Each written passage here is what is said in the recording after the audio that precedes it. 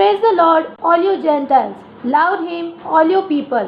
For his merciful kindness is great towards us, and the truth of the Lord endures forever. Praise the Lord.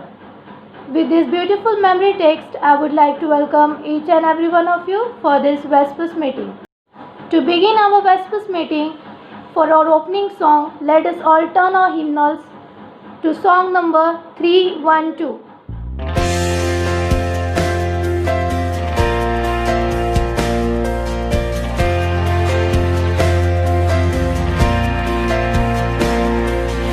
Jesus, keep me near the cross, there a precious fountain, free to all the healing stream, flows from Calvary's mountain.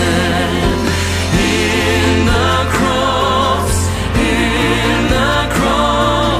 be my glory ever, till my raptured soul shall find rest beyond the river.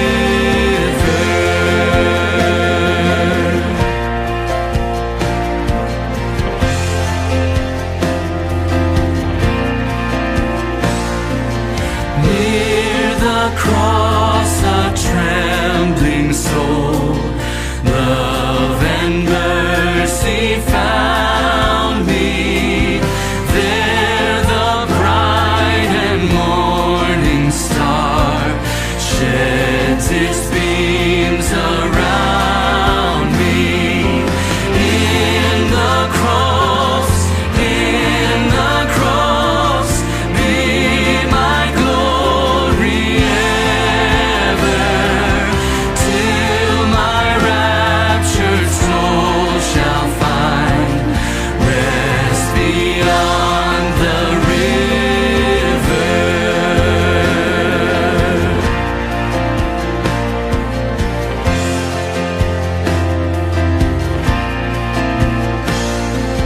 Near the cross, O Lamb of God, bring its scenes before me. Help me walk from day to day, with its shadows o'er me. In the cross,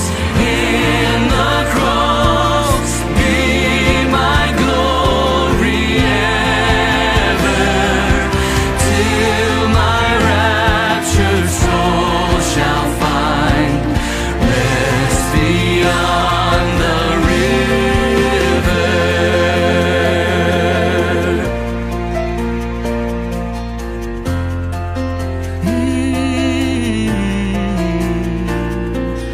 Near the cross I'll watch and wait, hoping, trusting ever, till I reach the golden strand, just beyond the river. In the cross, be my glory ever, till my raptured soul shall find rest beyond the river.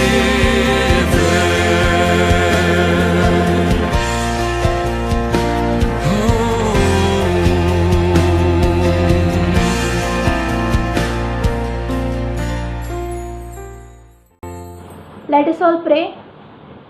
Our most kindly Heavenly Father, Lord, we come to Thy feet. Help us and guide us.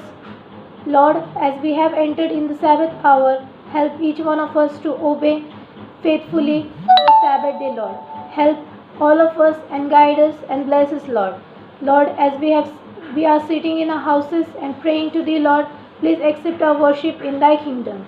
Lord, I pray for the message which is going to come towards us, Lord. Help each one of us to concentrate on Your words and walk according to Your path. Help each one of us and guide us, Lord. Those are sick, suffering, heal them and guide them. Those are traveling, Lord, give them traveling mercies. I submit all this time into thy care and keeping. Mold us and fashion us according to your will and wish. For these few mercies, I ask in the name of Savior Jesus Christ. Amen.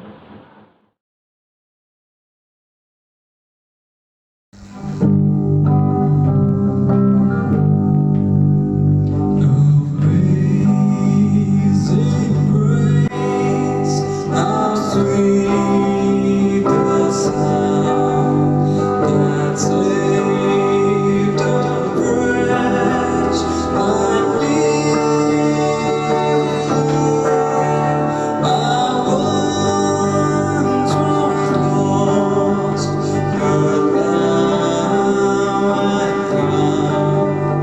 Was blind, but now I see. Was graced and taught my heart to fear, and grace my fears release. How precious did that grace appear the hour I first believed. Through many dangerous taunts and snares, I have already come. There's grace that brought me safe thus far, and grace will lead me home.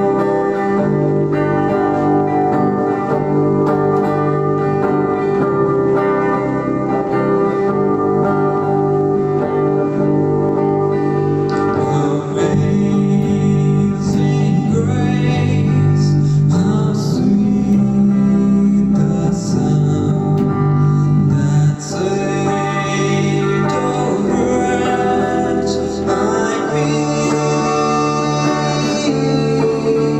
I once was lost, but now I'm found. Was blind, but now I see. Was blind, but now I see.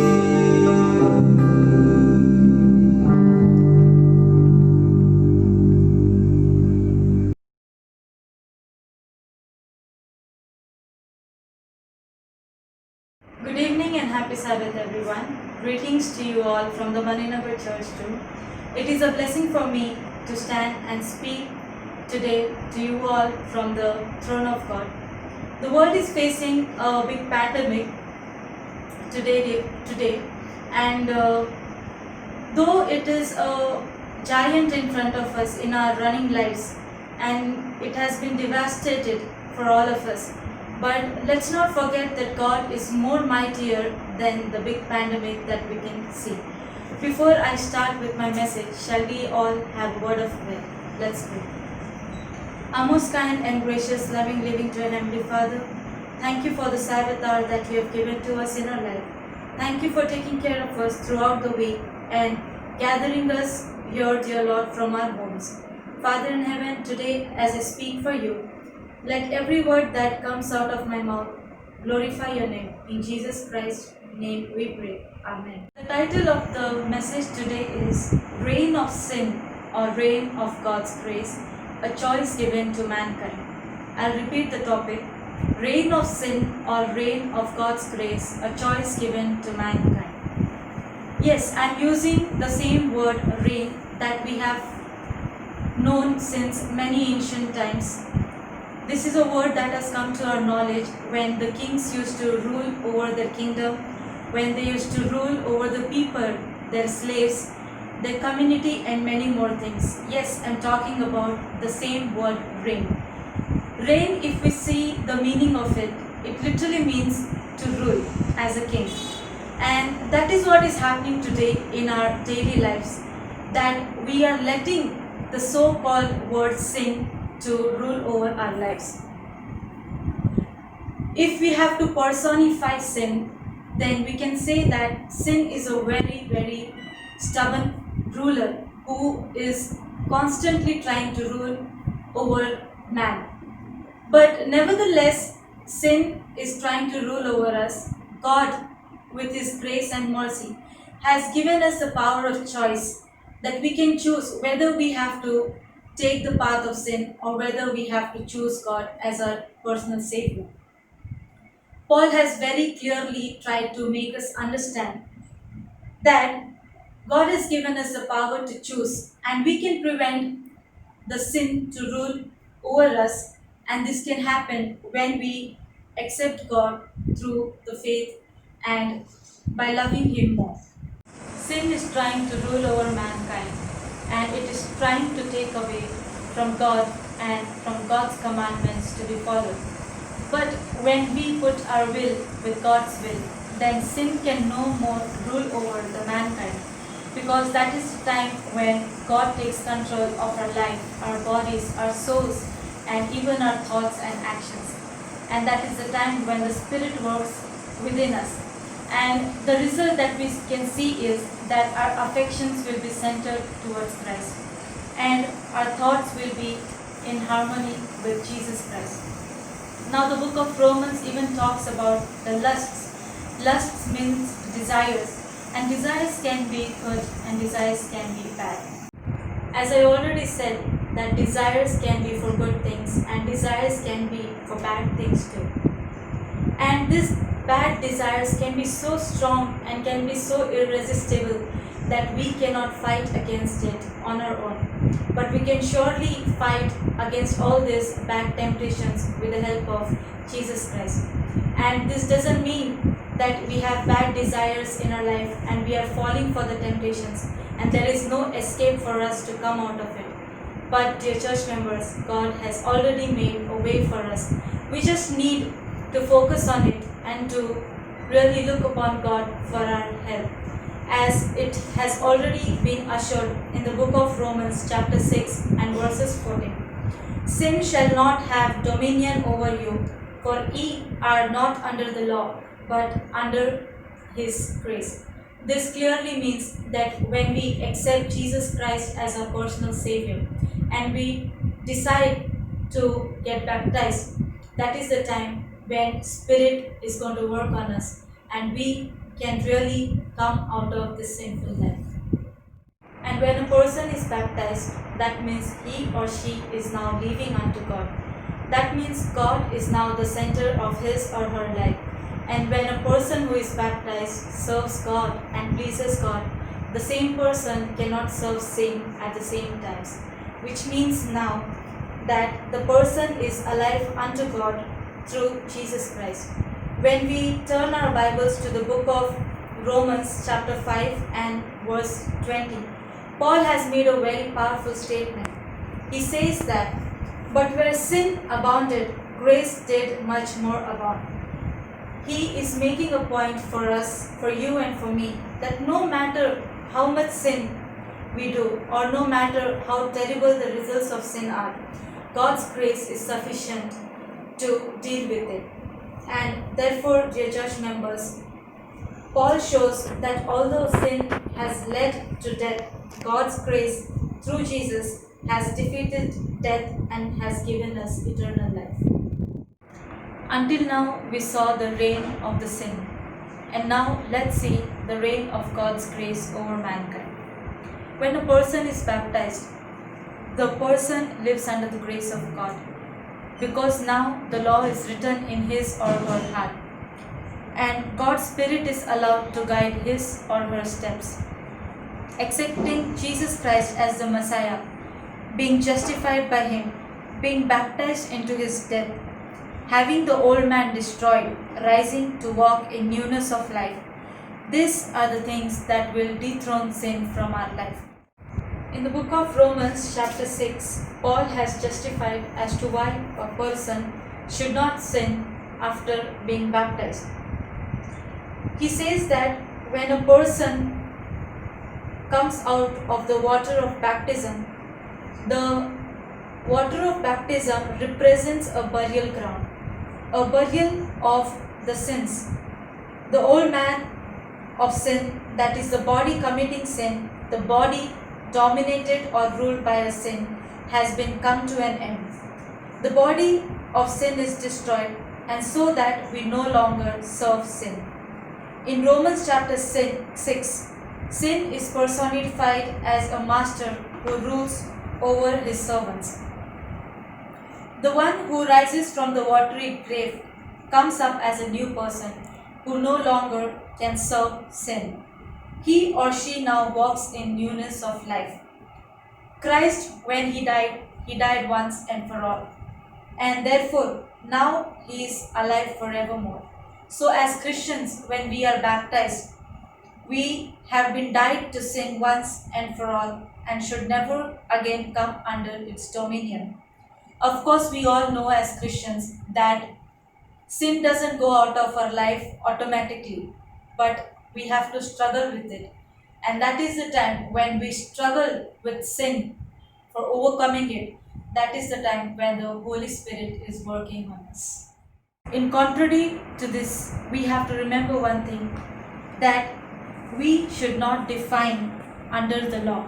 That means when we are baptized and we live under the grace of God, but when we disobey God at the same time after getting baptized, then the law will not find grace, but it will find condemnation upon us. And so Paul points out that a person has a choice of masters. And this is the conclusion of today's message, that we can serve sin, which leads to death, or we can serve righteousness, which leads to eternal life. Paul doesn't leave us in any middle ground. It is not a room of compromise, but it is either one or the other that we have to choose in our life. Because in the end, we have to face either eternal life or eternal death. Amen. To close this meeting, we shall all sing song number 388, Don't Forget the Sabbath.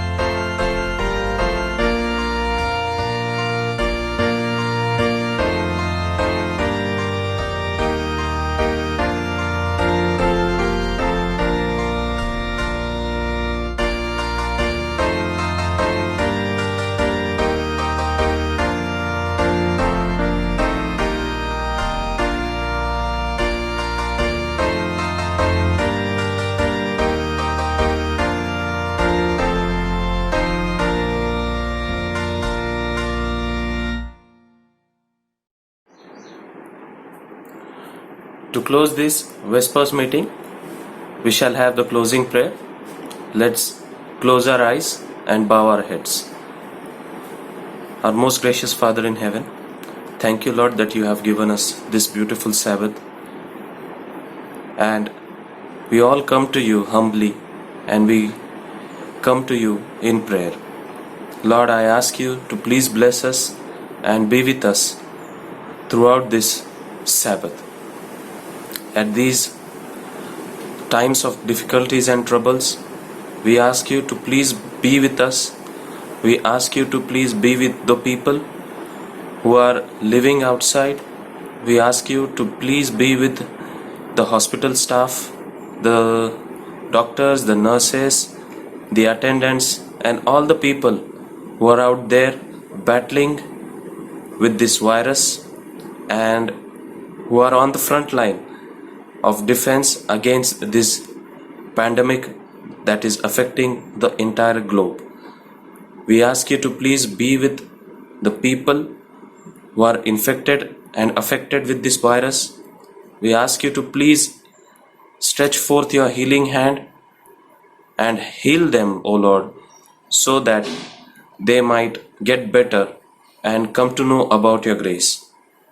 I ask you, dear Lord, to please be with us, and I thank you that you have kept all of us protected and safe. And I ask you to please continue your blessings upon us so that we may continue to praise you and we may be to worship your name, dear Lord. I ask you to please bless the evening, and I rest the entire time into your hands. In Jesus' name I pray. Amen.